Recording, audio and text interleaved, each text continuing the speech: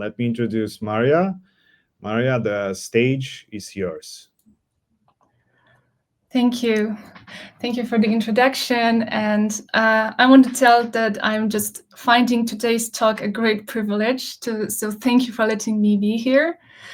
And I got an opportunity to tell you today about something that is truly close to my heart, and it warms my heart to tell you what's my closest value. So let's start. When you woke up today, you were immediately surrounded by information, from the wake-up buzz on your phone to news on the radio, TV, or online, through Reels, LinkedIn feeds, WhatsApp chats, to notifications in your calendar, Slack, and email. All these tiny pieces, sounds, pictures, notifications, are information your brain processes whether it wants to or not. And when you block everything else, your thoughts are always happy to fill the void.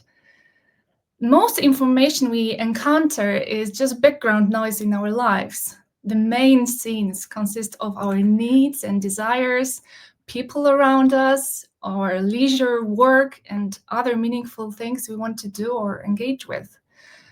But do you sometimes feel overwhelmed, full of incomprehensible thoughts and feelings, yet strangely drained without any sense of purpose?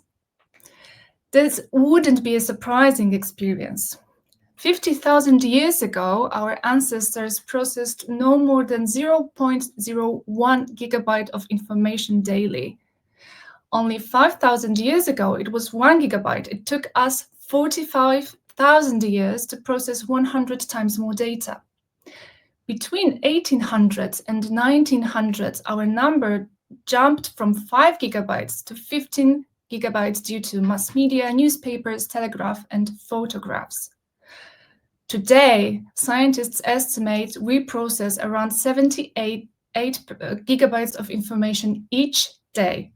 This is like reading Crime and Punishment in one sitting. Like no AI summary, no skipping boring parts, just plain reading. And do you remember maybe reading Crime and Punishment in high school? Well, for me, it was traumatizing on so many levels, but the length was one of the main factors. And the truth is that I don't remember much. What I mean is that our bodies and brains evolved to their current form during a breakthrough 50,000 years ago, and that led to language development, symbolic thinking, and complex tool-making. The structures remain the same. What has changed and continues to change constantly is the amount of data, challenges, and contexts our brain must process. But, don't get me wrong, our brains are made to adapt to change, and the potential for processing information is embedded in our nature. We cope with information overload thanks to our superpower, selective attention. This means our brain chooses what to focus on rather than actively consuming all the data we encounter. It filters out distractions. So, when we work, we might not consciously hear the noise around us.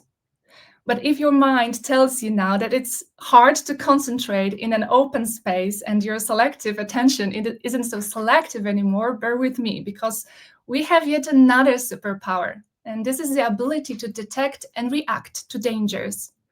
Our bodies and brains activate during unpredictable or sudden environmental changes. If not for this superpower, we wouldn't be here. We can talk at this conference today because our ancestors ran from danger or faced it and fought and survived. And by the way, probably our ancestor is the one on the right. So this superpower allows us to gather energy and move mountains when needed, finish important projects before deadlines, and rescue loved ones from fire. But the same superpower has a darker side. When bombarded by notifications and new tasks, our mind tries to make sense of them, attending to those that seem important. But what seems important at first glance might not be important after careful consideration. So to handle this, we've developed two tendencies of information processing. One, fast and furious, making decisions before situations fully reach our consciousness, and the other slower, considering more data. Both are working together when we want to make a decision. We switch from one to another, juggling lots of cues at once. Sometimes we use data to process the decision, or we make decisions on a hunch, and sometimes this is a mix of both. The problem is there is too much data to process, and the changes we face happen much faster than our adaptation can handle. And the result is our mind fails. We are not created for the world we live in. And yet, with no other choice, we need a way of coping in the constant change. Though we have limited influence on how fast the world is changing, we can focus on things within our control. So the way we work, where we put our energy and attention, and I will show you how. Let's take a closer look at our mechanisms for responding to changes. So the response to change, sudden or unpredictable situation, is stress. This stress reaction emerges when our brain and body recognize a situation requiring our attention. And by the way, it's completely natural. During a stress reaction, our adrenaline levels rise and our body prepares to manage the stressor through increased heart rate, blood pressure, and blood flow to provide more energy to our muscles and brain. Our liver releases glucose, giving us quick energy source. Our focus narrows so we can concentrate on the stressor without being distracted by unnecessary signals. Cortisol helps maintain this heightened alert state, limiting non-essential functions like digestion and immune response. And all of this directs our energy straight toward managing the threat. Once the stressor disappears, our internal systems help the body return to a state of calm and balance. And this reaction, as we know, is a natural mechanism developed to manage difficult situations. The interesting part is that it works perfectly well when facing physical dangers, when we need to run from fire, fight an attacker, or escape a tiger that wants us for dinner. What nature didn't prepare for, and what differs us from zebras, apparently, was our ability that developed 50,000 years ago, language and its offspring, abstract thinking. So language and abstract thinking, God bless for that, make us human, allowing creativity and innovation, which is so important today. They enable us to imagine symbols, reflect on the past, and predict the future. We can improve thanks to this singular element in Homo sapiens development. But these abilities come with a burden too. If we can visit the past, we can also dwell on our mistakes, mentally punishing ourselves by revisiting failed projects, difficult one-on-ones with managers, or communication blunders. If we can predict the future, we can also feel anxiety about upcoming situations and frantically work in the present to avoid future stress, whether it's a report to prepare and present, an email about a project delay, or a notification about updates in the project we dread. With language acquisition, we learned that stress sources aren't only external, but can also be internal, and our brain doesn't distinguish between them. So when a newborn cries when hungry, sleepy, uncomfortable, or alone, it cries for survival. But when a teenager cries, it happens for much more complex ideas. Their stress response is amplified by what their mind is telling them about past, present, and future. And the body reacts to those internal thoughts and anxieties the same way as they were real. So imagining a disaster can raise our blood pressure the same way as witnessing one. So how does this relate to the beginning of my talk, the omnipresence of information? As information floods our brains, we begin losing our selective attention in favor of remaining perpetually alert. Our response, stress response, stays almost constantly activated. So in this moment, notice your breath. Is it deep and calm, or shallow and fast? Are your arms and legs tense or relaxed? Can you lower your shoulders farther from the ears? How about your belly and bottoms? Are they tense or soft? Take a deep breath in and a deep breath out.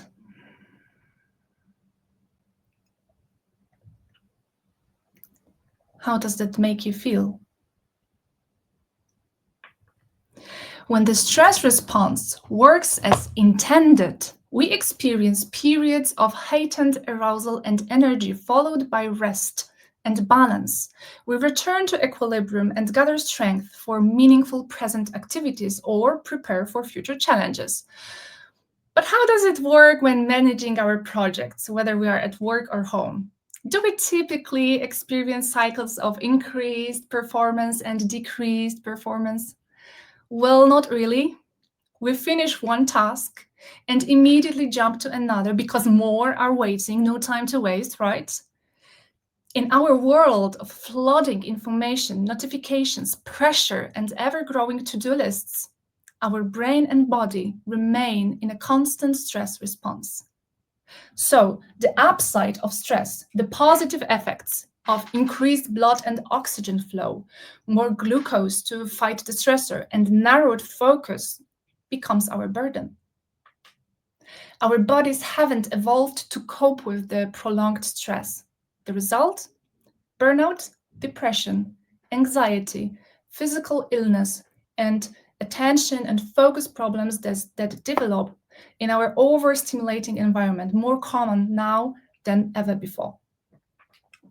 World Health Organization indicates that 15% of working-age adults were estimated to have mental disorders in 2019, and forecast for 2030 does not predict a decline.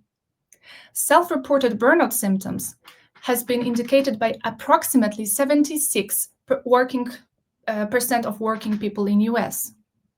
In European Union in 2023, a big study including 6 countries and Poland revealed that 17% of workers suffered from anxiety, 14% of depression, and another 14 and 10 believed that they have these conditions, however, they were undiagnosed. Overall, 38% were at risk of poor mental health due to work-related stress. And guess which country had the lowest mental health index, meaning that the workers are in the poorest mental condition? Yeah, you guessed right, it was Poland. So this means that in your team of 8 people, at least one might have an official diagnosis for depression, anxiety, or other mental illness. 2 may suffer from symptoms of depression, anxiety, or some other kind of mental difficulty, maybe not diagnosed. And probably only 5 might not experience deteriorating stress symptoms at all. And these are actually optimistic numbers because I did not add the neuroatypical people who suffer from work-related stress factors even more than a neurotypical persons, or caregivers who are more prone to burnout and mental suffering due to additional stress outside work.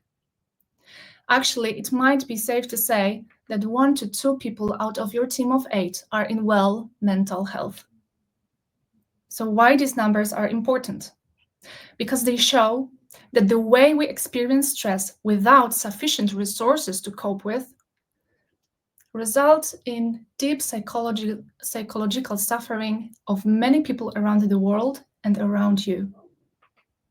The truth is, we cannot switch off our stress response. We are wired to react this way.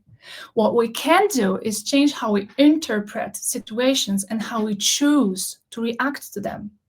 So we can shift from seeing stress as an enemy to fight against to recognizing it as a guide that informs us about our current situation. And then we can decide for ourselves the way we want to respond. Enter psychological flexibility and resilience. So let me briefly walk you through my motivation for speaking today. A few months ago, just 2 days before the ATM deadline, I attended a conference where resilience was mentioned in almost every talk. And yes, I might have a bias in picking up these topics, but still. This coincided with a fresh future jobs report, which identified resilience as a core future skill important for work performance in the context of technological changes and AI taking over many of our previous responsibilities. What I found missing in those talks was the true reason why we need to develop resilience in the first place. And before I complete my statement, let me explain what the resilience actually is. Resilience is the ability to function well despite ongoing stress and challenges. It goes beyond merely enduring hard times, because resilience is about recovering, learning, and growing through difficult experiences. A resilient person returns to balance quickly, seeking opportunities for growth and learning. And for them, stress serves as a guide about their current state rather than a path leading to exhaustion. So resilient people can recognize, understand, and manage emotional responses under stress. They are conscious what things are within their control and believe their actions can influence outcomes. Resilient people treat themselves with kindness during difficult times, and in face of challenges or future possibilities, they maintain a positive outlook.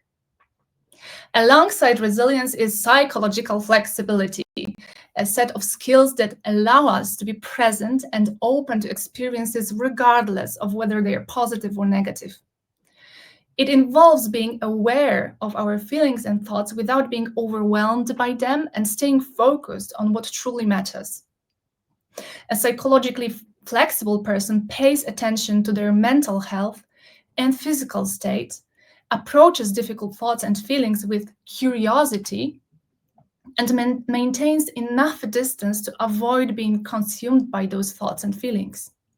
Such a person remains aware of their values and engages in meaningful activities. Both resilience and psychological flexibility are recognized as factors that influence overall health and well-being. They help prevent burnout and support people suffering from pain, depression, and anxiety. Resilient and psychologically flexible people are healthier and less affected by stress. Difficult situations have less impact on them. Both qualities are the foundation of a good and meaningful life. And here comes my statement. Resilience is a core future skill for good living, not just a productivity feature. Yes, resilience and psychological flexibility might enhance our productivity through more efficient working, less sick days, but viewing resilience merely as a tool for productivity misses the point. Resilience is essential for a good and meaningful life. It's much more than being efficient at work. We need resilience to find meaning in our rapidly changing world, to stay connected to our values and be present with ourselves and with people we love. The flood of information bombarding our minds keeps us constantly at edge and increases our stress levels. To build a meaningful life, we need skills that help us not only endure this reality, but learn from it, grow through it, stay focused on what matters most, and remain present. So now that we understand why we're more prone to stress than ever before, how stress works, and what skills can help us live meaningfully despite it, let's address the practical question. How can we develop these skills, and how much time do we need? Because, we don't have much, right? So the cornerstone of resilience and psychological flexibility is mindful presence. And now, push your feet into the floor. Take a deep breath and notice where your body holds tension. Move a little. Shake your arms and legs if you want. Look around you. What colors can you see? What sounds reach your ears? What can you feel under your fingers? These brief moments of gentle movement and awareness can be your first steps toward building mindful presence. And mindfulness develops our ability to respond differently than our automatic stress reaction. Practice this daily, whether at the office or home. Get up occasionally, stretch your body, look at nearby plants or outside the window, and if you can, get outside and be in nature. Your body and mind will immediately feel relief as tension loosens. This also helps you notice feelings and thoughts that might otherwise consume you. Research shows that brief pauses make it easier to find distance from our internal world, a crucial step in stopping the chronic stress responses in our bodies. Okay, so now we got in touch with our bodies and surroundings. Let's turn to our minds. What is your mind telling you right now? Can you notice a single thought? Observe it come and go. What is your reaction to this thought? Can you separate the reaction from the thought itself? For example, if you think that this talk is boring, what's your automatic response? Do you accept this thought as truth and disengage? Or do you notice the thought and continue listening anyway? Seeing our thoughts as merely thoughts, not absolute truths or commands, creates healthy distance. This engages our slower, more deliberate thinking, which considers more information. We don't need to argue with our thoughts. Simply noticing them creates the space we need to find enough distance for allowing ourselves to choose our actions. During your regular pauses, observe your thoughts like clouds in the sky, moving silently and eventually disappearing from view. Before acting on these thoughts, take one deep breath and ask yourself, what do I really want to do? Do I want to act on this thought? Should it guide my actions, or am I something more than just these thoughts? So here's the final small task. Take 2 deep breaths and consider why you are here today. What's so important that it led you to listen to this talk? Is it curiosity, self-development, or perhaps self-care? What's the why behind the decision to join us? And even if your answer is, I'd rather be here than doing my work tasks, that's perfectly fine, because this still reveals something important about your values, perhaps self-preservation or well-being. The key is making your why clear. With clarity about our values, the things that truly matter, we can more consciously choose our next steps. Choosing actions based on our values help build a present and meaningful life. This way, neither our automatic stress response nor constant overstimulation takes control. Instead, our deeper values guide our actions. So what can you do daily to remember this? Be mindful of your why. Reflect on moments that gave you purpose and meaning. Ask yourself, what was important then? How did I behave? What did I do? And when you identify those values, choose actions to align with them. You can also try the My 80th Birthday exercise. Imagine celebrating your 80th birthday or 50th if you're younger. What would you want loved ones to say about you during this celebration? What qualities would you want them to appreciate in you? Take those qualities and embed them in your daily life. Remind yourself where your values guide you. They are your life compass, not goals and accomplishments, but the direction you choose daily. So where would you go if you get to choose? Finally, a powerful tool for enhancing resilience is gratitude. Research shows that practicing gratitude daily increases resilience by directing our attention toward valued elements of everyday life and teaching us to notice them. It's like rewiring your brain, which evolved to search for danger, to look for more positive aspects of life. So what from your morning can you be grateful for? Perhaps waking in a warm bed, sipping good coffee, kissing someone you love, or stroking your cat. Okay, and this is this. This is all you need for now. Mindful present and mindful breaks to calm your mind and tune in with your body. observing your thoughts and learning to let them go instead of acting on them, defining your values so that you can be more clear about what's truly meaningful for you, allowing you to choose your actions accordingly, and finally, finding yourself a little space for gratitude. Maybe that's a lot, and maybe that's not that much. I personally think this is just as it's supposed to be, because if there's one thing I want you to remember after this talk, it is this: build your resilience and psychological flexibility for the sake of good and meaningful life. Work will come and go, tasks and technology will change, but a meaningful and well-lived life will be something you will never regret. Stay close to your values and act in line with them. Choose your actions instead of letting stress and circumstances choose for you. With a mindful mind, kindness, and an open heart, you will stay healthy and maintain well-being despite any challenges. And this is far more important than any productivity outcome. Thank you for listening. And if you have any questions, I'm happy to answer them.